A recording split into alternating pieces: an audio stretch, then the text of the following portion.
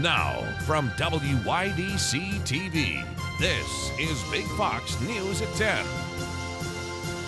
Good evening, I'm Marissa Sarbach with Big Fox News. Elmira Corning Regional Airport officials are looking for local bidders on a feature of the airport's $58 million renovation project. It includes a floor-to-ceiling glass wall for the front of the new building, but bids are coming in 3 times as much as budgeted, the biggest one being nearly $10 million.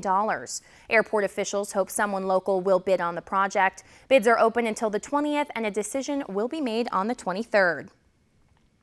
Guthrie announces that the Pennsylvania Trauma Systems Foundation has accredited 2 of their trauma centers. Both Robert Packer Hospital and Guthrie Troy Hospital were accredited by the foundation.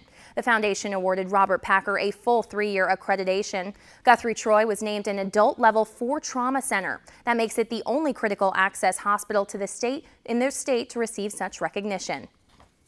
Center Street Elementary in Horseheads is looking for veterans or active duty military to honor in this year's Veterans Tribute. They will take part in a Veterans March through the school and attend a reception afterwards. The event will be held on November 3rd at 8:15 a.m. So we're looking for veterans and active duty military folks who are serving our country to come to the school in the morning. What we'll do, our kids will line the hall. They're dressed in red, white, and blue.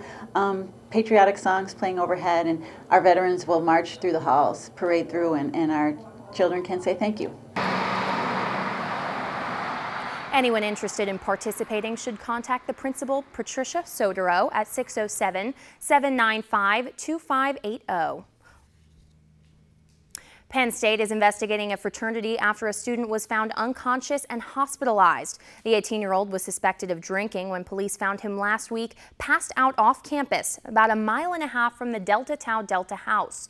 The university has now suspended Delta Tau Delta on an interim basis, pending an investigation by the Office of Student Conduct. All Penn State fraternities are currently under a social ban after Timothy Piazza died in February from a fall during an alcohol hazing ritual. I've only been here for a year, but I feel like Greek life has changed significantly since past events. A university spokesperson says the school is also looking into who provided the 18-year-old with alcohol. That student was hospitalized and is said to be recovering. Well, a fun tradition at Elmira College happens this weekend. The 50th annual Elmira College Octagon Fair is this Saturday. It runs from 10 to 3 and it's open to the public. There will be games, crafts, and entertainment for the whole family. There will be performances by the EC Chiclets, EC Naturals, Tap Ensemble, and Filipetti's dancers. There will also be 35 vendors selling various items and food. While we are looking ahead to possibly some rain for the weekend, meteorologist Ross Whitley looks at the chances next on Big Fox Forecast. Here's your local stock market update from Big Fox.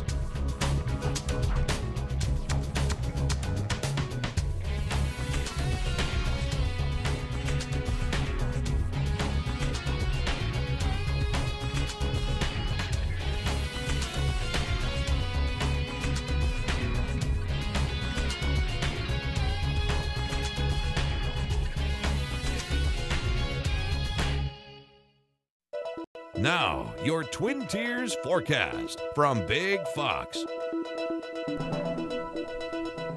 Overnight tonight, we're going to drop down to around 50 degrees, mostly cloudy skies out there as a stalled frontal boundary just off to our south bring us occasional rain showers over the next 24 hours.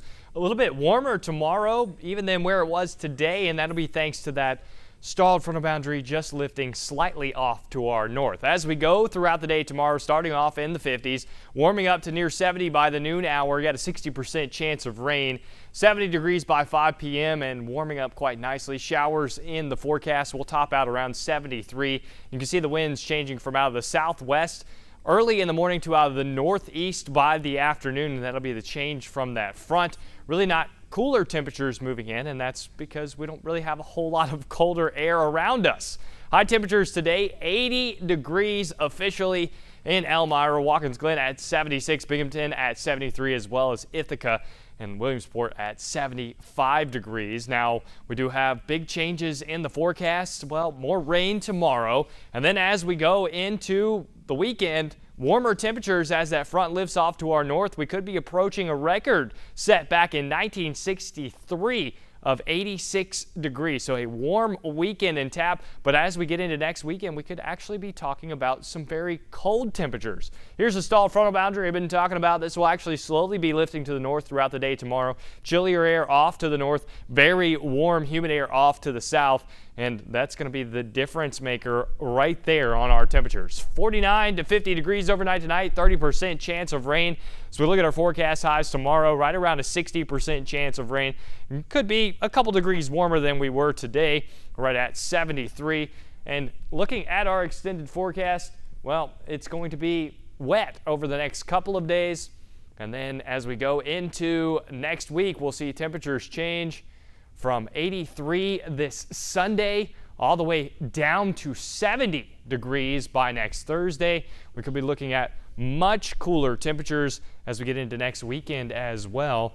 And I think I said this yesterday, but we could go from 70 plus near 80 degrees this weekend to next weekend. We could potentially be looking at maybe our first frost and freeze warnings. Quite the change. Big time change is coming, and of course, the rain's not a bad thing, but it's just kind of damp and dreary out there. All right, thanks, Ross. Well, Connecticut's premier non-scary fall destination is open. Welcome to Pumpkin Town, USA. It's a fall favorite destination in East Hampton. A small pumpkin patch called Paul and Sandy's 2 opened in 1990 with just 2 pumpkin heads, Leroy Butternut and Penelope Parton. Each year, the population grew, and in 1993, when the population reached 38, business owners created Pumpkin Town. Each pumpkin head is painted by hand each year. Pumpkin Town, USA includes a fast food restaurant called Mac Pumpkins, a saloon, a jail, a church, and of course a farm. As many as 25,000 people from all over the world visit Pumpkin Town, USA. All right, that's going to do it for us. Thanks for joining us on Big Fox News. Have a great night.